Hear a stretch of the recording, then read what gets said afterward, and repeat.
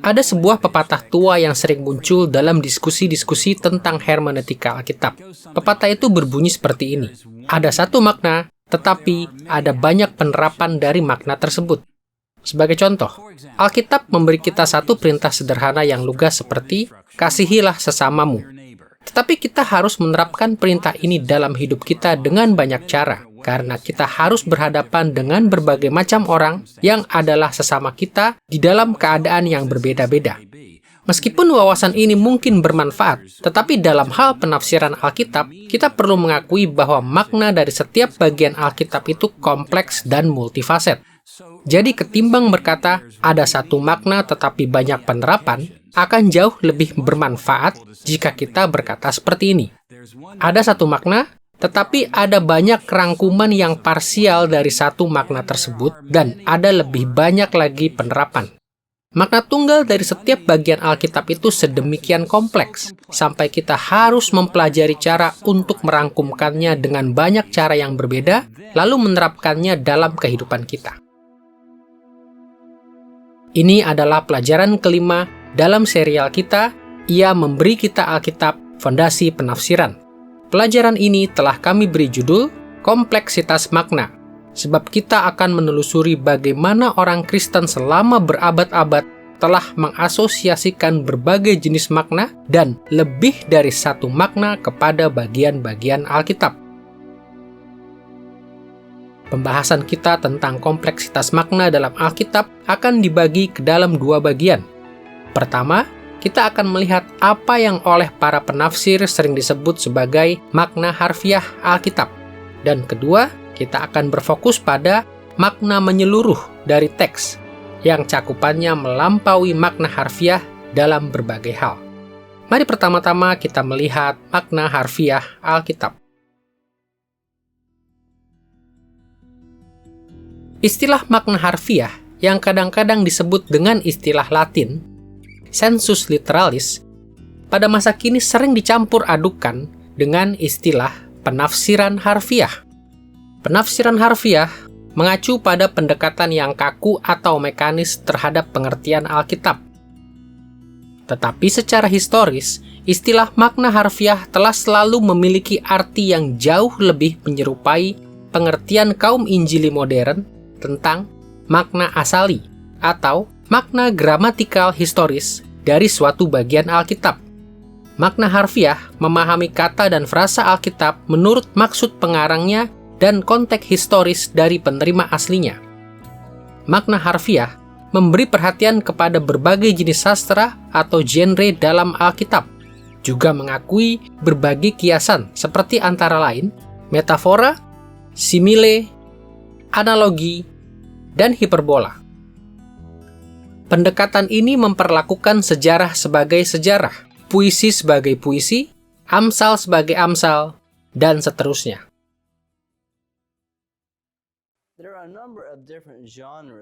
Ada banyak genre dari kitab-kitab dalam Alkitab, dan penting bagi kita untuk memahami perbedaan di antara berbagai jenis sastra tersebut, supaya kita dapat mengerti dan menafsirkannya dengan tepat. Kita tidak menganggap bahwa semua jenis sastra itu melakukan hal yang kira-kira sama dengan cara yang kira-kira sama.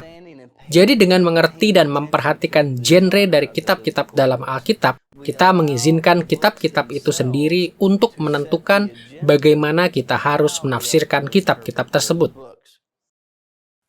Ketika kita memahami bahwa makna harfiah dari suatu bagian Alkitab mencakup jauh lebih banyak hal ketimbang hanya kata-kata yang tertulis, kita mulai menyadari betapa rumitnya sensus literalis dari setiap perikop. Maksud dari para penulis bersifat multifaset. Pertimbangan jenis sastra memperumit makna suatu perikop. Berbagai kiasan dan hal-hal lainnya yang serupa juga memperkenalkan sejumlah pertimbangan lagi. Faktor-faktor ini menyatakan banyaknya dan beragamnya kompleksitas makna asali dari setiap bagian Alkitab. Dan kompleksitas ini telah membuat banyak orang Kristen yang bermaksud baik untuk mendekati makna Alkitab dengan cara-cara berbeda. Di sepanjang sejarah, orang Kristen hampir secara serentak menegaskan perlunya menemukan makna harfiah atau makna asali dari teks Alkitab.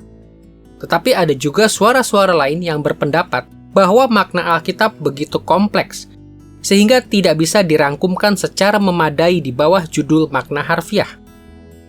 Jadi dalam bagian ini, kita akan menelusuri sejarah dari istilah makna asali untuk melihat bagaimana makna harfiah, jika dimengerti dengan tepat, dapat menolong kita untuk menyelidiki dan memaparkan makna Alkitab yang kompleks.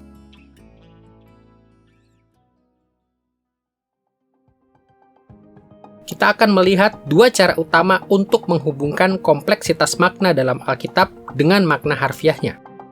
Pertama, kita akan melihat bahwa sebagian pengikut Kristus telah mengatakan bahwa makna harfiah hanyalah satu di antara beberapa makna Alkitab.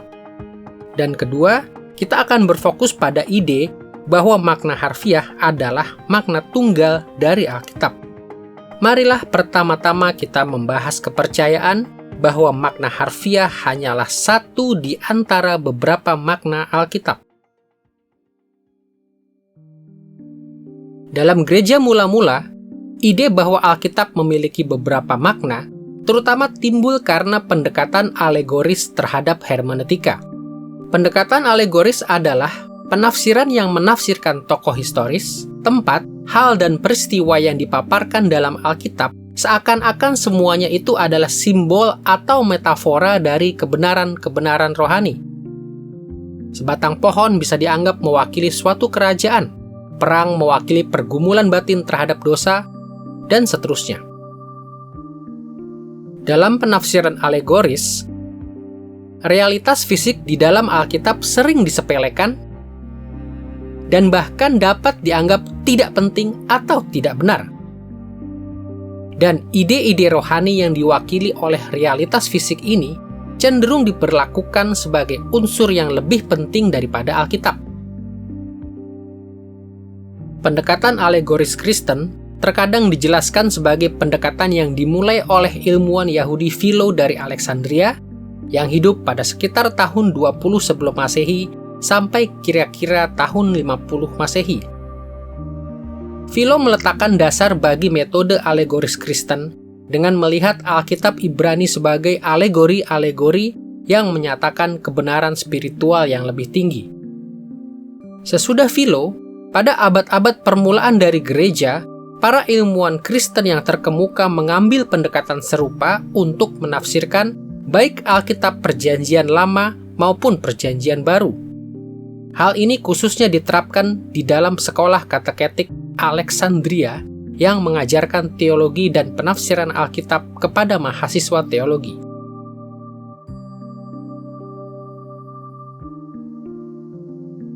Salah satu pengajar yang terkenal di sekolah kateketik tersebut adalah Origenes, yang hidup dari tahun 185 sampai kira-kira tahun 254 Masehi.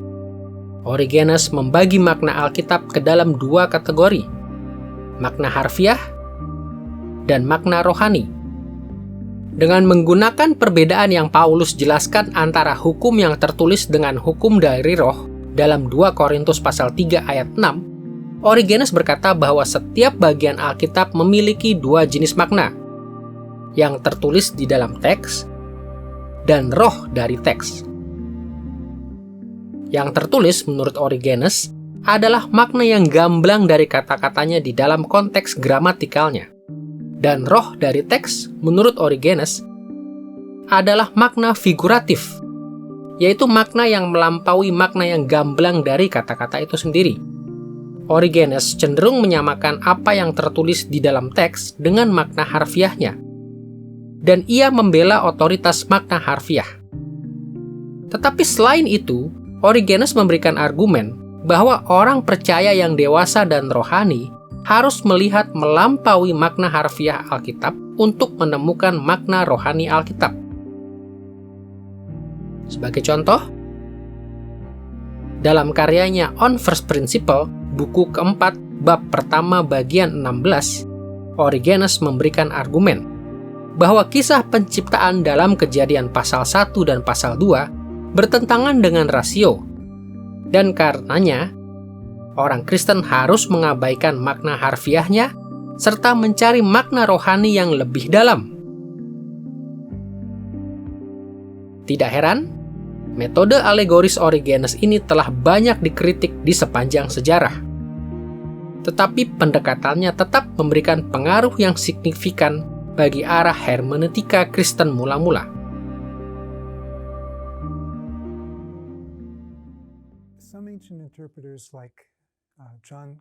Beberapa penafsir kuno seperti John Chrysostom memiliki beberapa wawasan yang cemerlang tentang narasi Alkitab seperti kisah para rasul, dan ia cenderung membacanya secara lebih harfiah. Biasanya saat kita membaca narasi, kita berusaha mendengar apa yang sedang dikatakan oleh narasi itu, dan kita berusaha menarik pelajaran moral dari narasi itu. Ada juga penafsir lainnya seperti Origenes, yang cenderung mengalegorikan, menjadikannya sebagai rangkaian simbol. Dan bahaya dari metodologi tersebut adalah karena Alkitab sesungguhnya tidak ditulis untuk dipahami dengan cara itu. Sesungguhnya metode itu diambil dari para filsuf Yunani yang berusaha menghilangkan beberapa aspek dari mitos-mitos kuno, hal-hal memalukan di dalam mitos kuno. Dan terkadang, pendekatan kepada Alkitab dengan metode itu juga melakukan hal serupa. Mereka tidak lagi berusaha untuk mendengarkan apa yang dikatakan oleh teks itu sendiri. Mereka berusaha menjadikannya lebih diinspirasikan, dalam artian memasukkan makna lainnya ke dalamnya.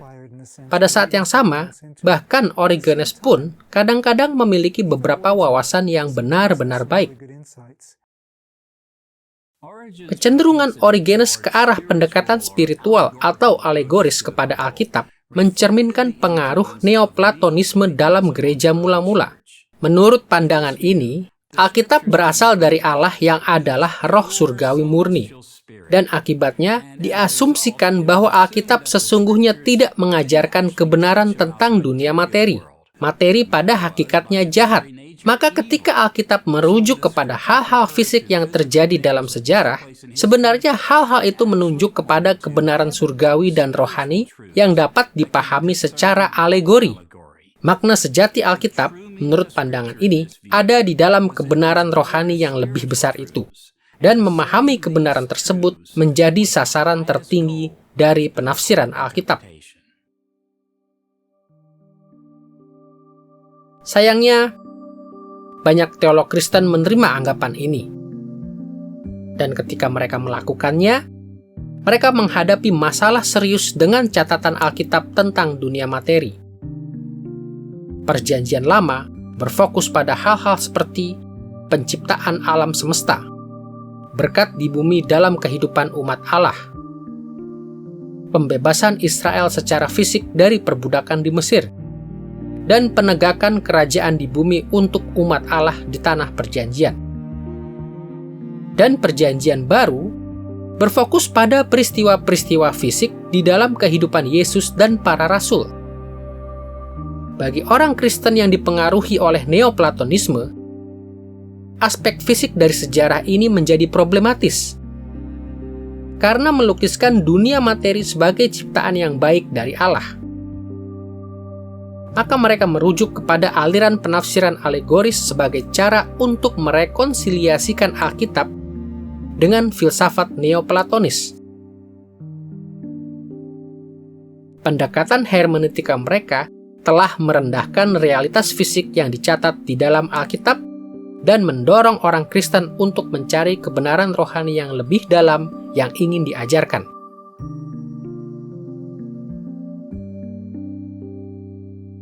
Makna rohani Alkitab ditelusuri dan dikelompokkan dalam beberapa cara. Salah satu pendekatan yang terkemuka dikenal sebagai quadriga, istilah Latin untuk kereta perang Romawi yang ditarik oleh 4 ekor kuda. Gambaran quadriga diterapkan kepada Alkitab untuk menunjukkan bahwa Alkitab ditentukan untuk menyampaikan 4 makna yang berbeda.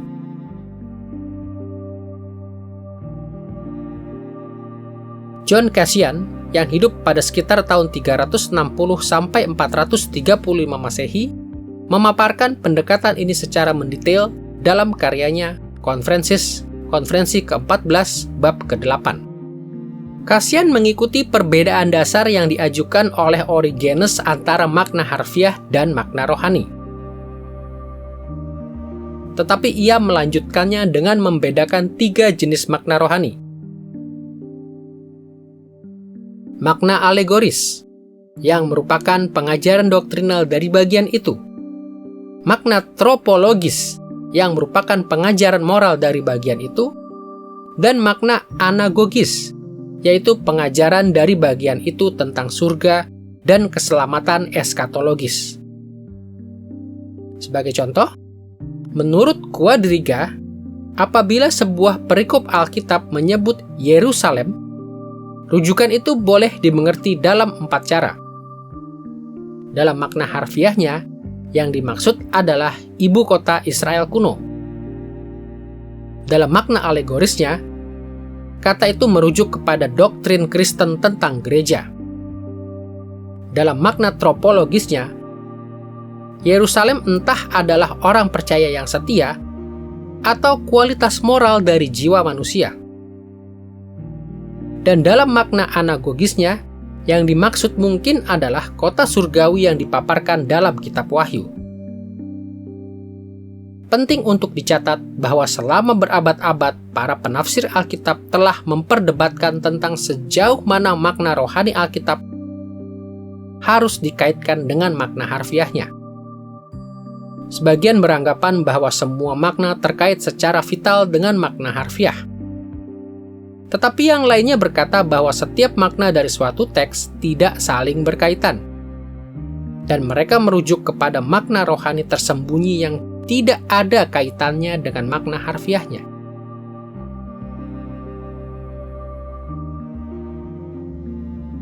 Sebagai contoh, teolog Prancis yang berpengaruh, Bernard dari Clairvaux, yang hidup dari tahun 1090 sampai 1153, mendukung semacam penafsiran yang luar biasa imajinatif terhadap Alkitab, yang menceraikan makna rohaninya dari makna harfiahnya. Misalnya, penafsirannya terhadap Kidung Agung sama sekali tidak ada kaitannya dengan makna harfiah teksnya.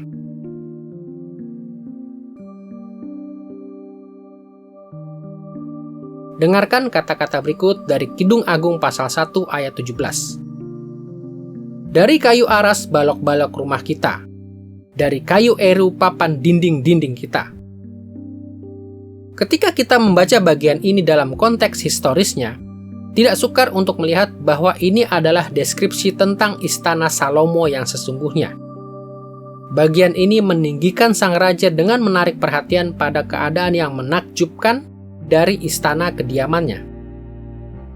Tetapi Bernard dari Clairvaux tidak mengizinkan makna harfiah gramatikal historis dari ayat ini mengatur penafsirannya. Dari perspektifnya, ayat ini sesungguhnya melambangkan realitas rohani.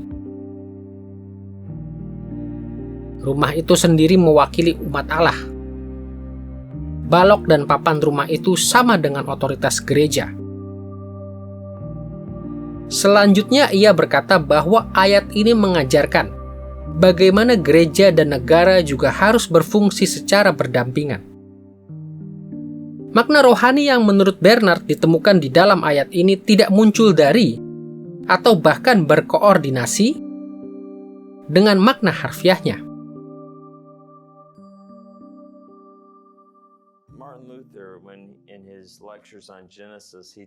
Martin Luther dalam kuliah-kuliahnya tentang kitab Kejadian berbicara tentang gaya penafsiran alegoris. Dan yang saya maksudkan dengan istilah alegoris bukanlah alegori yang dimaksudkan oleh penulisnya, melainkan mengambil satu teks dan mengalegorikannya dengan cara yang tidak dimaksudkan oleh penulisnya. Dan ia berkata bahwa pada masa mudanya, kata Luther, ia juga cukup mahir dalam hal ini, dan juga menerima banyak pujian karenanya. Tetapi gaya penafsiran ini tidak setia kepada Alkitab. Calvin juga berbicara tentang alegorisasi ini dan berkata bahwa itu bagaikan menempelkan hidung dari lilin pada Alkitab, dan Anda bisa memutarnya kemana saja untuk menuruti keinginan si penafsir, dan bukannya berusaha untuk setia kepada maksud penulisnya. Namun demikian, saya pikir tetap ada keuntungannya jika kita membaca tulisan para bapak gereja, dan Luther jelas-jelas membaca tulisan mereka juga, walaupun ia mengkritiknya. Kita belajar dari mereka, Bahkan ketika mereka seringkali, dengan cara yang tidak dapat dibenarkan, mengambil doktrin-doktrin yang benar dan menempatkannya pada teks yang tidak mengajarkannya. Kita mengerti apa yang sedang berusaha mereka lakukan. Mereka sedang berusaha mengerti bagaimana menafsirkan Perjanjian Lama dan menjadikannya relevan untuk orang Kristen. Bahkan saat mereka, katakanlah, menyimpang dalam hal itu. Jadi kita dapat belajar tentang bagaimana mereka menafsirkan Alkitab. Dan juga, ada banyak contoh penafsiran yang setia di sepanjang sejarah gereja yang dapat menjadi pelajaran bagi kita. Pendapat bahwa Alkitab memiliki beberapa makna telah diterima luas dalam dunia kontemporer juga, tetapi kebanyakan menerimanya karena alasan yang berbeda. Ketimbang berpendapat bahwa Allah merancang Alkitab untuk berkomunikasi pada level-level yang berbeda, banyak penafsir modern percaya bahwa makna jamak Alkitab disebabkan oleh ambiguitas yang melekat pada bahasa itu sendiri. Mereka berpendapat bahwa bahasa sedemikian ambigu sehingga tidak mungkin bisa memiliki makna tunggal atau makna yang tepat. Oleh sebab itu, hal terbaik yang dapat kita lakukan adalah menentukan beberapa batasan samar dari makna suatu bagian Alkitab. Tetapi menurut pandangan ini, makna jamak Alkitab ini tidak dapat dibuktikan kebenarannya dan harus diterima begitu saja ketika orang yang satu menetapkan makna yang satu dan orang lainnya menetapkan makna yang berbeda. Sesudah kita melihat bahwa banyak orang Kristen yang percaya bahwa makna harfiah Alkitab hanyalah salah satu dari beberapa maknanya, mari kita membahas pendapat bahwa makna harfiah adalah makna tunggal dari Alkitab. Teolog terkenal Thomas Aquinas yang hidup pada sekitar tahun 1225 sampai 1274 Masehi mendukung pendekatan yang jauh lebih bertanggung jawab terhadap kuadriga. Tidak seperti banyak pendahulunya dan para teolog sejamannya, ia menegaskan bahwa makna harfiah Alkitab merupakan fondasi dari semua makna lainnya. Misalnya dalam Summa Theologica bagian pertama, pertanyaan ke-1 artikel 10, ia bersikeras bahwa setiap penafsiran rohani yang sah didasarkan pada makna harfiah dari suatu bagian Alkitab. Ia juga mengajarkan bahwa tidak ada sesuatu pun yang merupakan keharusan bagi iman yang disampaikan sebagai makna rohani tanpa diajarkan dalam bagian Alkitab lainnya di dalam makna harfiahnya. Tidak semua ahli setuju bahwa Aquinas selalu mengikuti prinsip ini ketika menafsirkan Alkitab. Tetapi paling tidak, ia menegaskan secara prinsip bahwa setiap makna dari suatu bagian Alkitab harus dikaitkan dengan makna harfiahnya.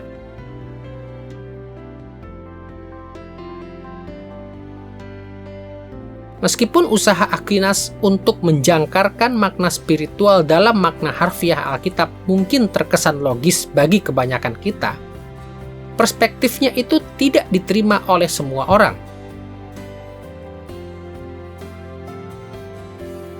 Penafsiran Alkitab secara rohani yang dilepaskan dari makna harfiah suatu bagian Alkitab telah dipakai untuk mendukung banyak doktrin gereja abad pertengahan.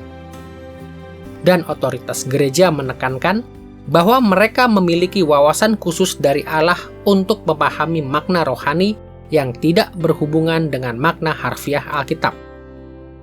Tetapi Renaissance di Eropa selama abad ke-14 sampai ke-17 menyiapkan latar bagi perubahan yang dramatis dalam penafsiran Alkitab. Singkatnya, para sarjana Renaissance mulai mempelajari sastra klasik, teks filsafat, dan keagamaan dalam bahasa aslinya. Sambil melakukannya, mereka juga menafsirkan teks-teks ini di luar otoritas gereja, dengan menekankan makna harfiah yang historis dari teks-teks ini. Dan tidak lama kemudian, pendekatan ini juga diterapkan kepada Alkitab. Strategi penafsiran ini menyetarakan makna harfiah dengan apa yang kita sebut makna asali dari bagian Alkitab. dan strategi ini menekankan sentralitas dan otoritas dari makna asalinya yang harfiah.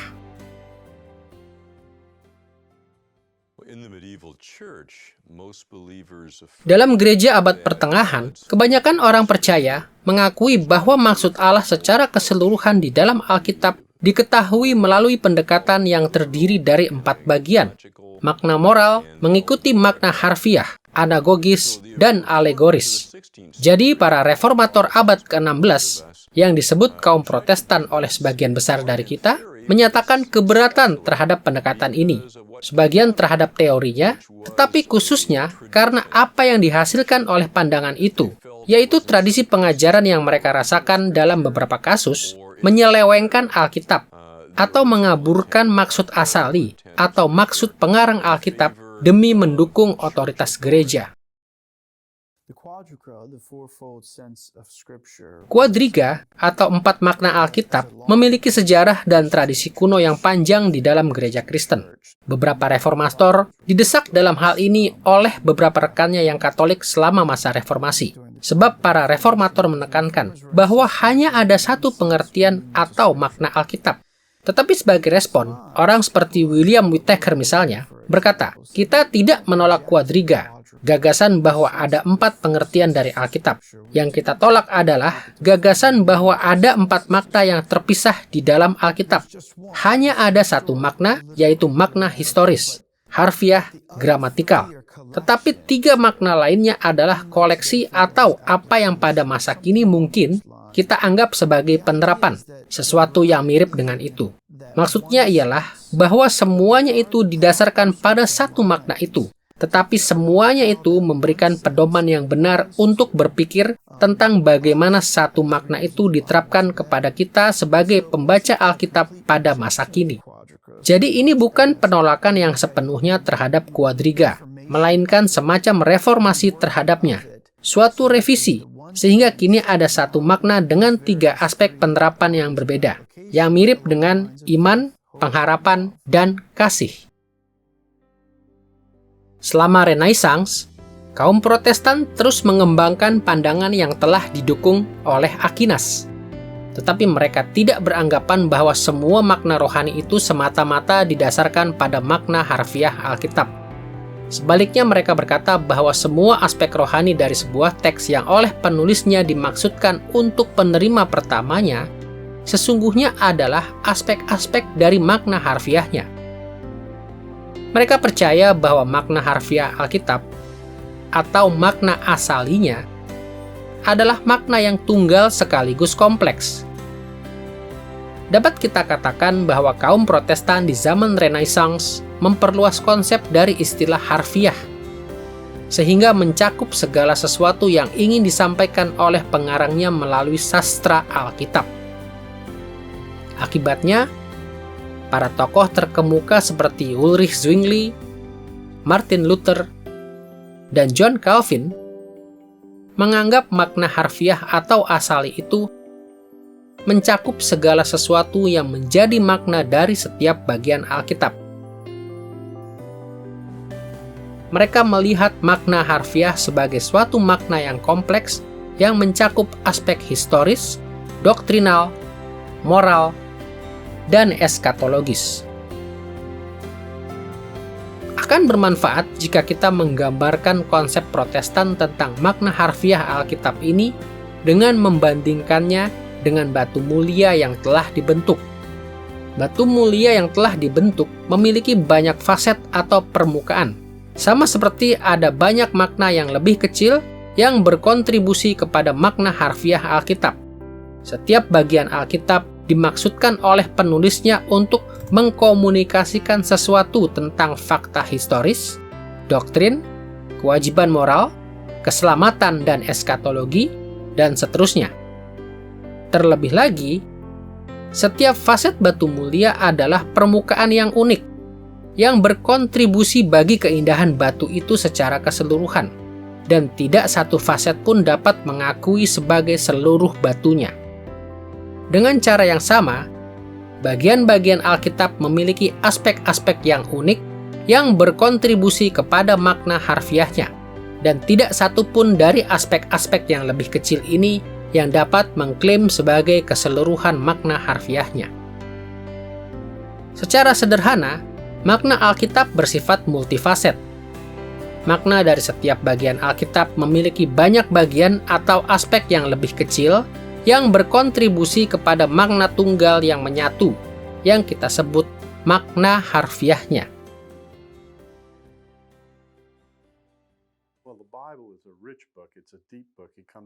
Alkitab adalah sebuah kitab yang kaya. Alkitab sebuah kitab yang dalam, yang berasal dari pikiran Allah. Dan saya berani berkata pikiran Allah sangat luas, dan ide-ide yang diungkapkan sangat luas dan memiliki banyak sudut. Jadi untuk mengevaluasi penafsiran, kita hanya perlu duduk diam dan bertanya kepada diri kita, apakah sudut ini merupakan cara yang tepat untuk membaca teks ini? Hasilnya adalah hal ini sebenarnya memperkaya penafsiran Anda, sebab suatu bagian Alkitab dapat memberikan lebih banyak daripada pengertian atau kesan yang mungkin saya miliki pada awalnya. Dan saya bisa belajar dari hasil pembacaan orang lain terhadap teks itu sebagai hasilnya. Setiap bagian Alkitab yang berukuran signifikan memiliki implikasi untuk banyak aspek teologi dan kehidupan Kristen yang beragam. Maka mudah untuk dimengerti mengapa banyak orang di sepanjang sejarah gereja berpikir bahwa bagian-bagian Alkitab memiliki beberapa makna. Tetapi pendekatan yang paling bertanggung jawab terhadap kekayaan Alkitab adalah memastikan bahwa segala sesuatu yang kita katakan tentang suatu bagian Alkitab dikaitkan dengan tata bahasanya yang ditempatkan di dalam konteks historis dari dunia kuno. Dan jika kita mendekati Alkitab dengan cara ini, kita akan lebih siap untuk menemukan makna yang kompleks yang ingin dikomunikasikan oleh Allah dan para penulis yang diinspirasikannya kepada para pendengar pertama Alkitab. Sejauh ini, dalam pembahasan kita tentang kompleksitas makna dalam Alkitab, telah kita lihat mengapa kaum Protestan sangat menekankan signifikansi dan cakupan dari makna harfiah Alkitab. Maka kini, kita siap beralih kepada apa yang kami sebut makna menyeluruh dari bagian-bagian Alkitab. Dari waktu ke waktu, kaum Injili memakai ungkapan sensus plenior, yang berarti makna menyeluruh dari Alkitab. Meskipun kami mengakui pentingnya makna harfiah atau makna asali dari suatu bagian Alkitab, kami juga menyadari bahwa bagian-bagian Alkitab yang kemudian sering merujuk kepada bagian-bagian Alkitab terdahulu dengan cara yang tidak sekedar mengulangi makna harfiah atau asalinya. Hal ini khususnya berlaku ketika para penulis Perjanjian Baru menunjukkan bagaimana Perjanjian Lama digenapi di dalam Kristus. Para penulis Perjanjian Baru menafsirkan bagian-bagian Perjanjian Lama secara tepat. Mereka tidak pernah menentang makna asali bagian-bagian Alkitab, tetapi mereka tidak sekedar membatasi diri mereka dengan makna asali. Sebaliknya, mereka mengenali makna yang lebih menyeluruh, sensus plenior, untuk bagian-bagian Perjanjian Lama tersebut. Maka sejalan dengan itu, kita akan berbicara tentang pengertian menyeluruh atau makna menyeluruh dari setiap bagian Alkitab. Dalam seri ini, kami mendefinisikan makna menyeluruh dari teks Alkitab sebagai signifikansi total dari suatu teks yang terdiri dari makna asalinya, semua penjabaran Alkitabiahnya, dan semua penerapannya yang sah. Makna asali adalah makna harfiah Alkitab yang merupakan aspek paling mendasar dari teks. Penjabaran Alkitabiah adalah bagian-bagian di mana satu bagian Alkitab membahas secara langsung atau secara tidak langsung bagian Alkitab lainnya. Dan penerapan yang sah adalah implikasi yang dimiliki Alkitab bagi kehidupan para pembacanya. Sesuai dengan definisi ini tentang makna menyeluruh Alkitab, pembahasan ini akan dibagi ke dalam 3 bagian. Pertama, kita akan berfokus pada konsep makna asali. Kedua, kita akan membahas tentang penjabaran Alkitabiah.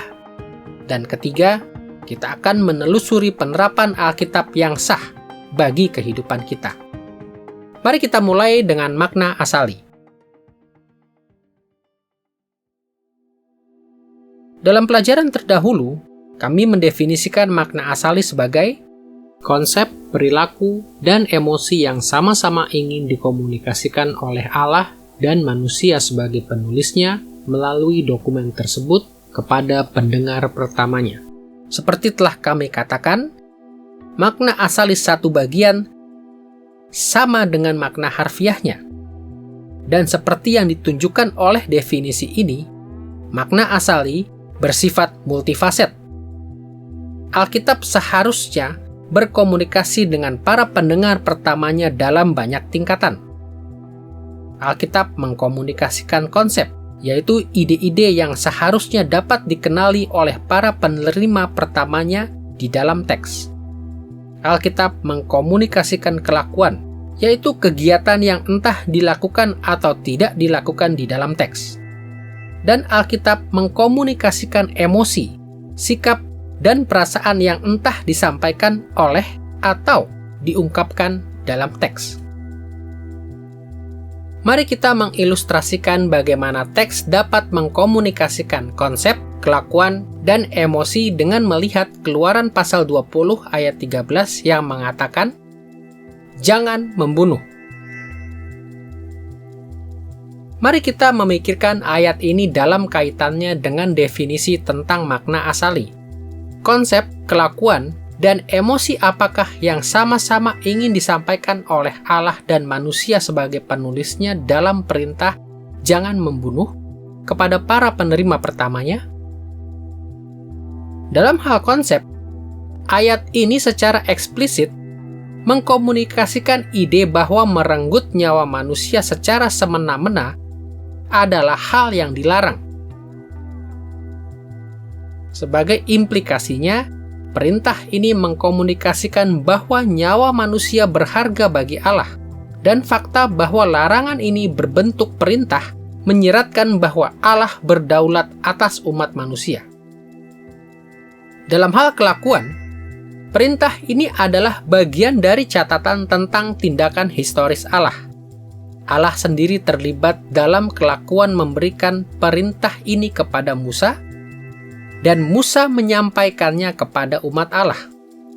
Dan ini menunjukkan bahwa Allah ingin agar umat yang dipimpin oleh Musa melintasi padang belantara ke tanah perjanjian, penerima pertama kitab Keluaran, tidak terlibat dalam kelakuan pembunuhan. Dan dalam hal emosi, ayat ini mengajar kita bahwa Allah membenci pembunuhan, dan Ia berketetapan untuk menegakkan keadilan. Makna asali dari perintah yang melarang pembunuhan bersifat multifaset. Dimaksudkan untuk mengkomunikasikan secara eksplisit konsep, kelakuan, dan emosi dari Allah dan Musa kepada pendengar pertamanya, dan juga untuk mengajar mereka tentang apa yang dituntut Allah dari mereka dalam hal konsep, kelakuan, dan emosi mereka sendiri. Dan hal yang sama juga berlaku untuk setiap bagian Alkitab lainnya.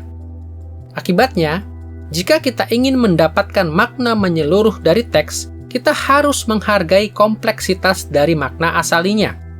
Jika kita mengabaikan kompleksitas ini, kita akan melewatkan banyak hal yang ingin diajarkan oleh Alkitab kepada kita.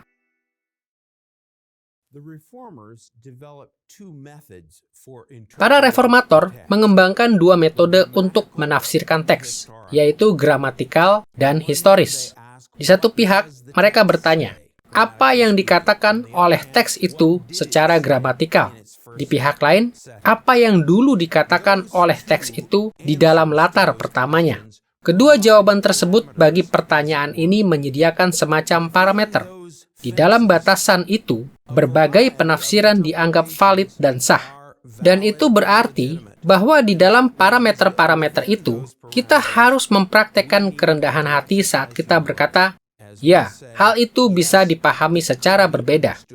Jika salah satu dari penafsiran itu ternyata mustahil secara gramatikal, kita mengatakan, tidak, itu salah. Atau jika ada satu penafsiran yang mustahil secara historis, tidak mungkin demikian artinya di dalam keadaan tersebut, maka penafsiran itu pun harus ditolak. Tetapi di dalam kedua parameter itu, mungkin terdapat berbagai macam penafsiran, dan seperti yang saya katakan, kita harus mempraktekkan kerendahan hati sehubungan dengan pengertian kita sendiri.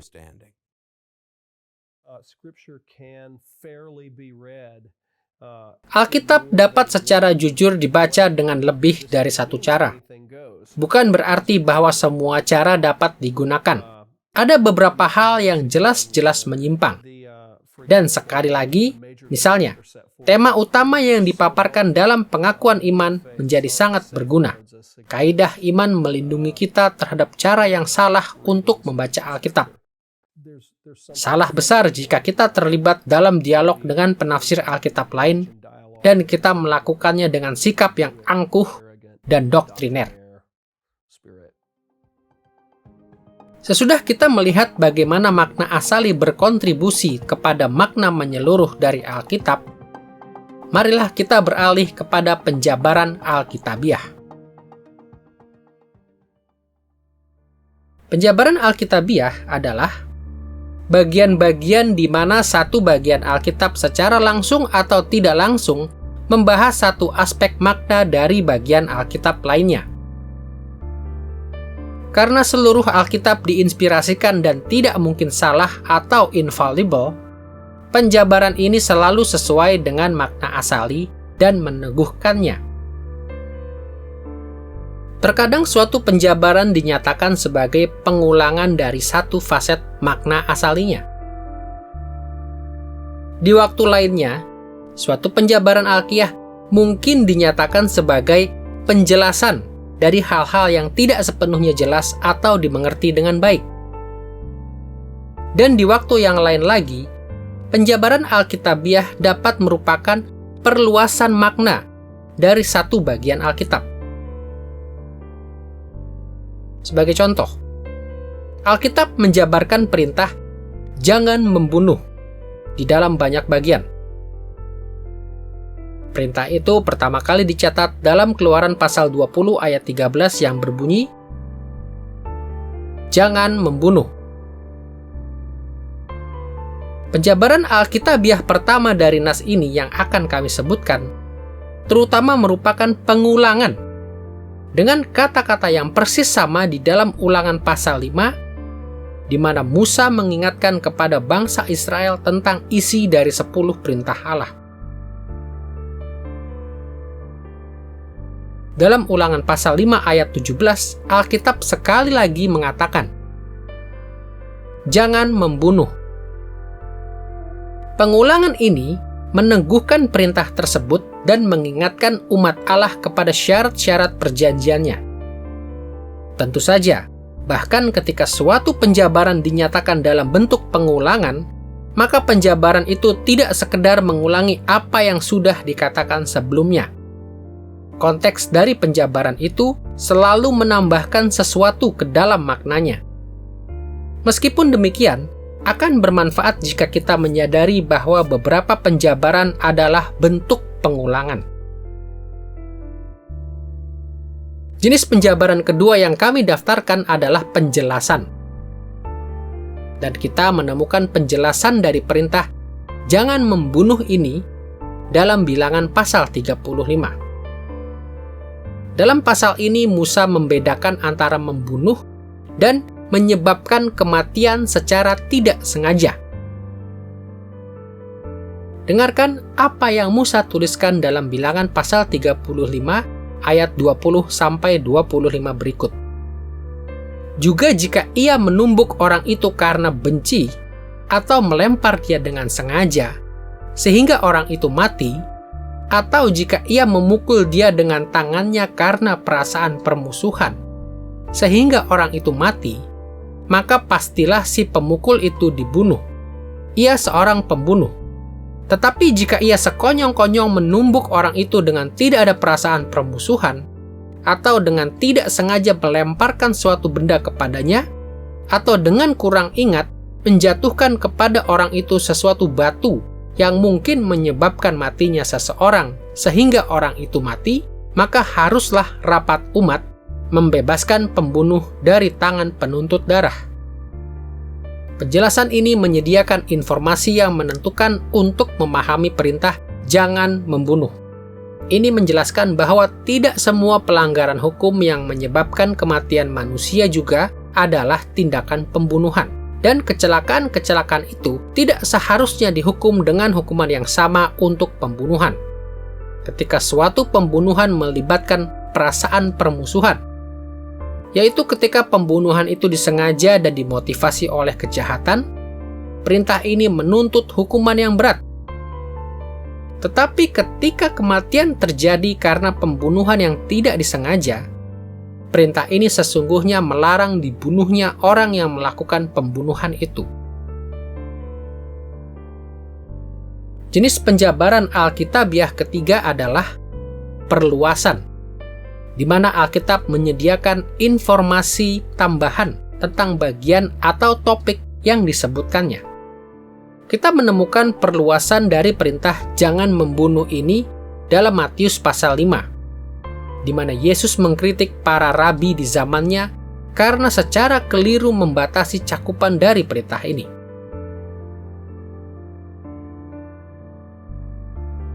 Dengarlah ajaran Yesus tentang perintah jangan membunuh dalam Matius pasal 5 ayat 21 sampai 22 berikut. Kamu telah mendengar yang difirmankan kepada nenek moyang kita, jangan membunuh. Siapa yang membunuh harus dihukum. Tetapi aku berkata kepadamu, setiap orang yang marah terhadap saudaranya harus dihukum. Di sini, Yesus memperluas perintah jangan membunuh dengan menerapkannya melampaui tindakan fisik yang melanggar hukum, yaitu merenggut nyawa seseorang. Menurut penjabaran Yesus, kemarahan yang berdosa itu melanggar prinsip yang sama yang dilanggar dalam pembunuhan. Kemarahan memang tidak seburuk pembunuhan, tetapi kemarahan melanggar aspek yang sama dari sifat Allah.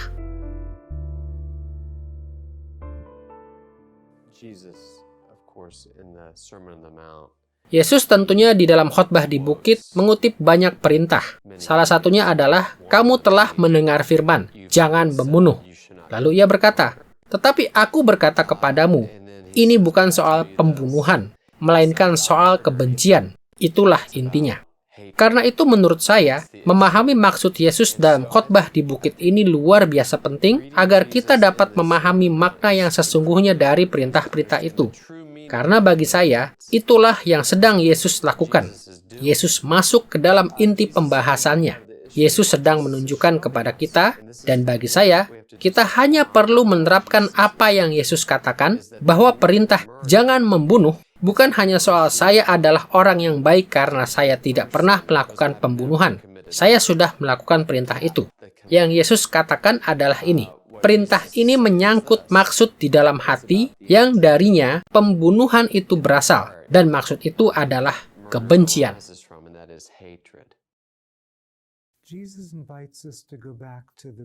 Yesus mengundang kita untuk kembali kepada prinsip-prinsip di balik kitab Keluaran. Bahwa tidak cukup bagi kita untuk tidak berbuat dosa, tetapi Anda harus tidak ingin berbuat dosa. Artinya Yesus tidak hanya memperhatikan kelakuan kita, tetapi juga karakter kita. Tidak hanya apa yang kita lakukan, tetapi siapa kita. Maka ia berkata, kamu telah mendengar firman jangan membunuh. Yesus berkata, kamu tidak boleh memiliki keinginan untuk membunuh. Jadi ia melihat inti dari Taurat, ia melihat prinsipnya. Dan prinsip itu melintasi kebudayaan dan mengundang kita untuk menginginkan apa yang Allah inginkan. Dan kita dapat melakukannya hanya ketika hati kita diubahkan oleh anugerah Allah, oleh kuasa kerajaannya yang bekerja di dalam kita. Ketika Yesus dan para pengajar lainnya merujuk kepada Alkitab, umumnya mereka berbicara tentang apa yang tertulis. Tetapi dalam Matius pasal 5 ayat 21-22, Yesus berbicara tentang apa yang difirmankan. bukan apa yang tertulis. Ini adalah cara yang umum untuk menyebut apa yang telah dikatakan oleh para pengajar Yahudi tentang apa yang tertulis. Tanpa menentang Perjanjian Lama sama sekali, Yesus sedang menyanggah penafsiran populer tentang Perjanjian Lama yang telah menyimpang dari makna asali Perjanjian Lama. Penjabaran ini adalah perluasan dari makna asali perintah itu karena melampaui penjelasan atau klarifikasi. Penjabaran itu tidak hanya menjelaskan makna dari kata-kata dalam perintah itu sendiri, sebaliknya, penjabaran ini membawa informasi tambahan dari ayat-ayat lainnya untuk dihubungkan dengan perintah ini dengan cara-cara yang menyatakan maksud asli dari perintah ini di dalam konteks yang lebih luas dari wahyu Allah. Jika dilihat dalam latar ini, Yesus menunjukkan bahwa perintah jangan membunuh telah selalu dimaksudkan untuk menyatakan pemeliharaan Allah bagi umat manusia, dan bahwa implikasi aslinya jauh melampaui pencegahan pembunuhan.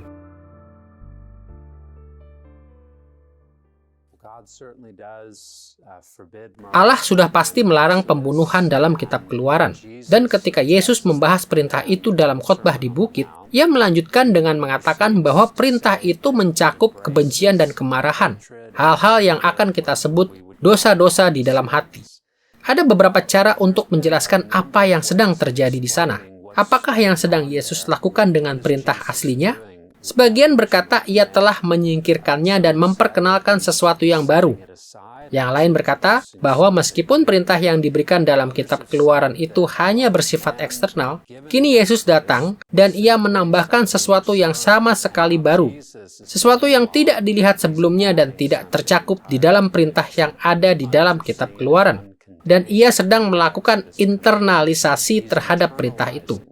Menurut saya, pendekatan yang terbaik adalah mengatakan bahwa Yesus bukan mengatakan sesuatu yang sama sekali baru, tetapi ia hanya menyimpulkan apa yang sudah ada di dalam perintah itu.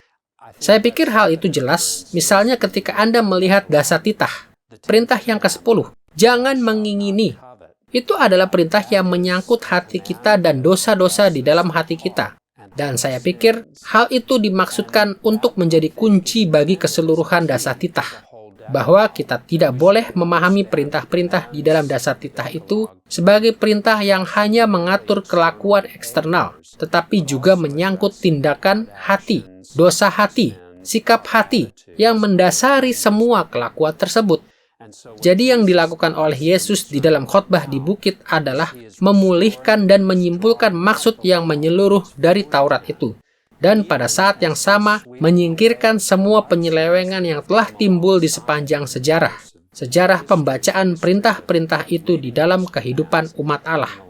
Maka Yesus berdiri untuk memberikan kepada kita maksud yang sesungguhnya dari Taurat itu dan menunjukkan keseluruhan Taurat kepada kita.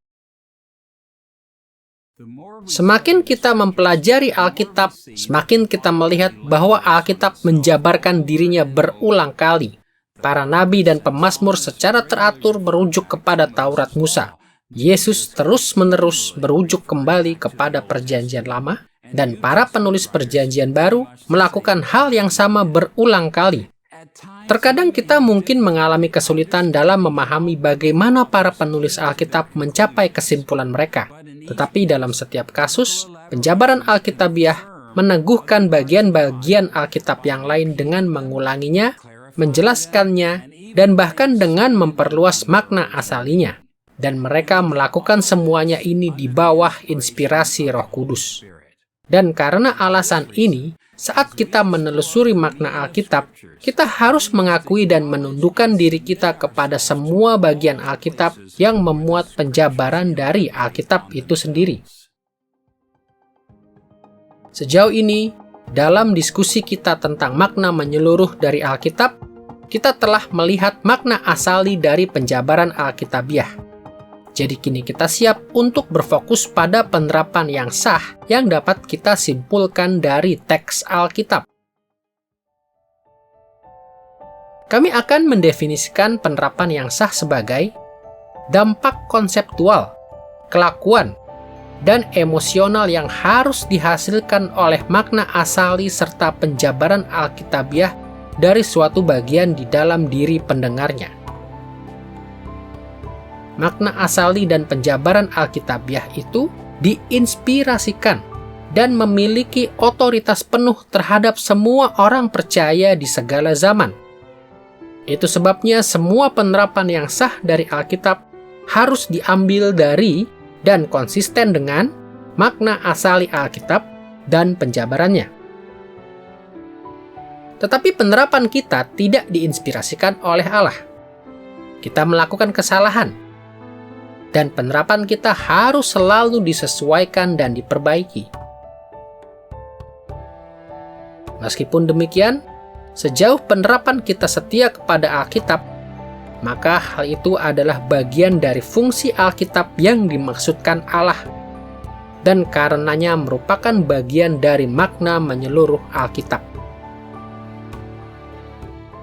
The London Baptist Confession of Faith dari tahun 1689, sebuah rangkuman kaum Protestan yang terkenal tentang doktrin Alkitabiah, mengungkapkan ide ini dalam bab pertama bagian ke-10. Hakim tertinggi yang olehnya semua pertentangan agama harus diputuskan dan semua ketetapan konsili, opini dari para penulis kuno, doktrin manusia, dan pandangan pribadi itu harus diuji. Dan yang kalimat-kalimatnya harus menjadi tumpuan kita, tidak lain hanyalah kitab suci yang diberikan oleh Roh. Gereja-gereja Protestan hampir secara universal mengakui bahwa penafsiran dan penerapan manusia terhadap Alkitab bisa keliru. Jadi meskipun otoritas manusia adalah sah, otoritas itu tidak pernah bisa menjadi hakim tertinggi atas kebenaran.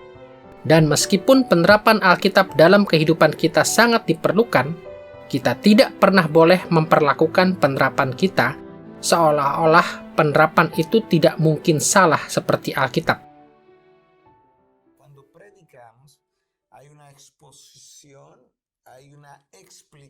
Ketika kita berkhotbah, ada eksposisi dan penjelasan dan penerapan.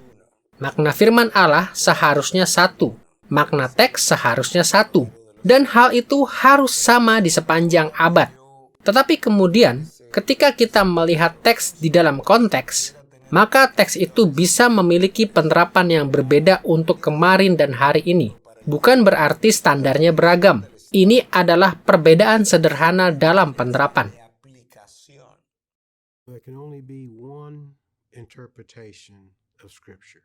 Hanya ada satu penafsiran Alkitab. Kita bisa mendapatkan beberapa penerapan dari satu penafsiran itu, tetapi penerapan itu harus tetap setia kepada penafsirannya. Kita harus selalu berusaha melakukan eksegesis terhadap firman Allah, menarik keluar makna yang Allah maksudkan dari bagian tertentu itu atau dari ayat tertentu.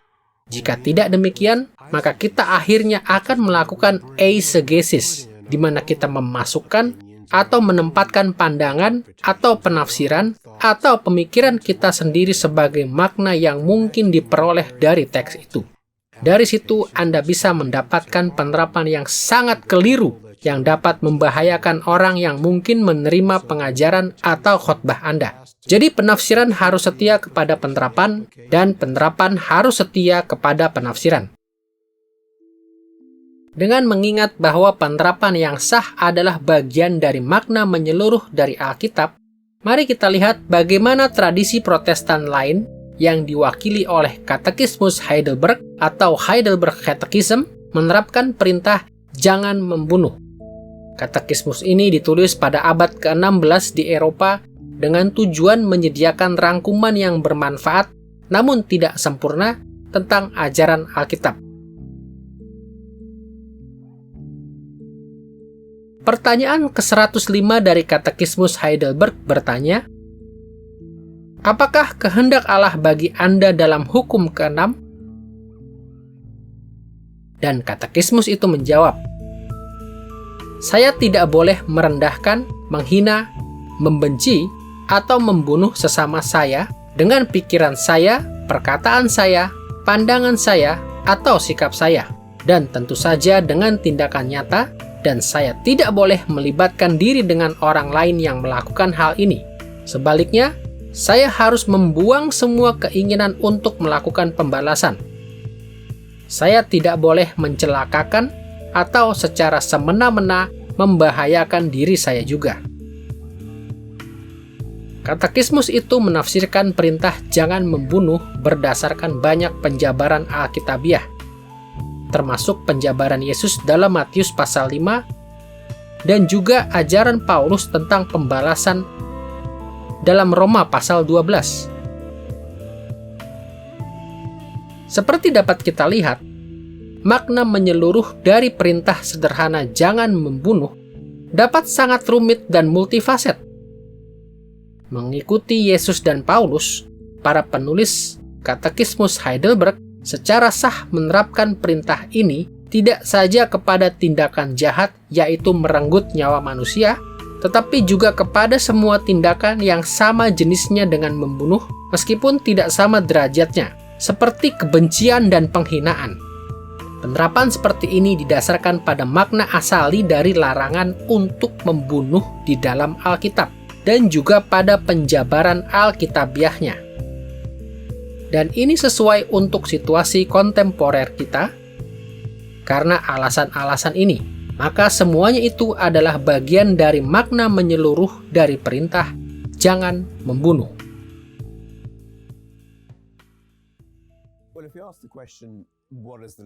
Jika Anda bertanya, bagaimanakah penerapan yang tepat dari perintah jangan membunuh? Jelas sekali, itu berarti bahwa kita tidak boleh membunuh orang lain. Tetapi tidak cukup jika kita menyimpulkan bahwa hanya itu makna dari perintah tersebut. Yesus sendiri berkata dalam khotbah di bukit, bahwa jika Anda marah kepada sesama Anda, maka Anda melakukan pembunuhan. Dan ia lalu mendorong kita untuk melihat bahwa kemarahan dan ketidaksenangan kita kepada orang lain adalah pelanggaran terhadap perintah yang spesifik itu. Jadi dalam konteks penerapannya untuk masa kini, saya pikir penting bagi kita untuk membantu orang lain untuk melihat bahwa 10 hukum masih sangat relevan. Sebab hukum-hukum itu memahami keseriusan dari pelanggaran terhadap Allah dan membuat kita menghargai bahwa bahkan tindakan kita yang lebih ringan, entah itu adalah nafsu atau kemarahan atau emosi atau dorongan lainnya, sesungguhnya memiliki potensi untuk melangkah sangat jauh jika Allah tidak lebih dahulu membereskannya di dalam hati kita. Jadi penerapan dari teks Alkitab itu harus menolong orang untuk melihat bahwa mereka harus membereskan masalahnya sejak awal, karena masalah itu bisa menjadi jauh lebih buruk. Dan sebenarnya, masalah-masalah itu bahkan di dalam tahapnya yang paling awal, kata Yesus di dalam khotbah di bukit, tetap merupakan masalah yang serius.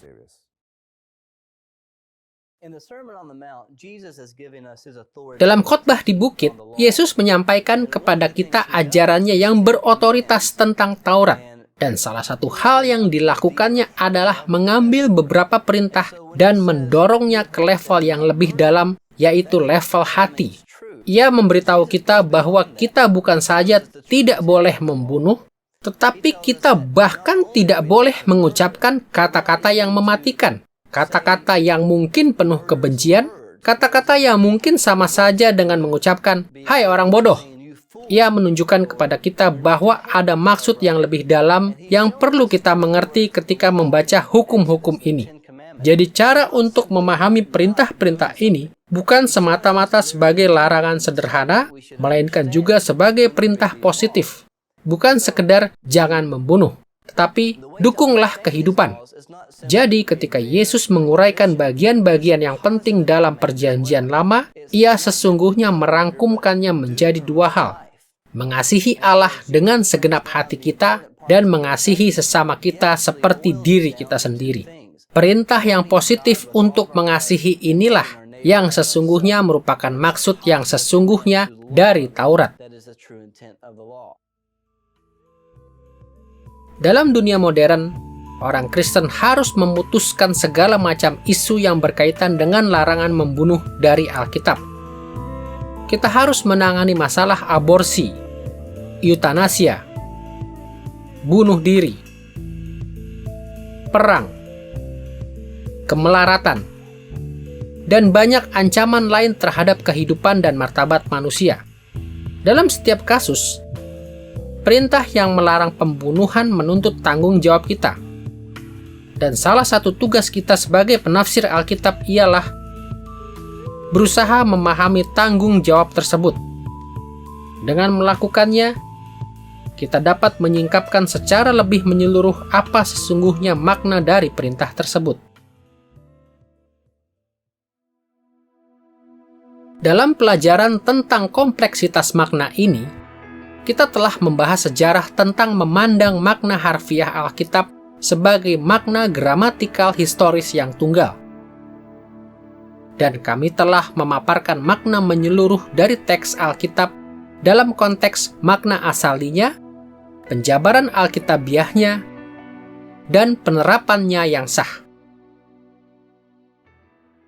Sebagaimana sudah kita lihat dalam pelajaran ini, ada satu makna asali yang kompleks untuk setiap bagian Alkitab, dan makna itu sedemikian kompleks sehingga menyentuh konsep, kelakuan, dan emosi dari pendengar pertamanya dengan berbagai cara. Tetapi di luar itu, ada banyak rangkuman parsial yang harus disusun mengenai makna asali yang kompleks ini. Makna asali menyediakan suatu kerangka yang tidak mungkin salah atau infallible, suatu fondasi bagi pengertian kita. Tetapi untuk memperoleh pengetahuan tentang makna menyeluruh dari Alkitab, kita juga harus memiliki pedoman di dalam penjabaran Alkitabiah, dan kita harus merumuskan banyak penerapan yang sah bagi dunia kita pada masa kini.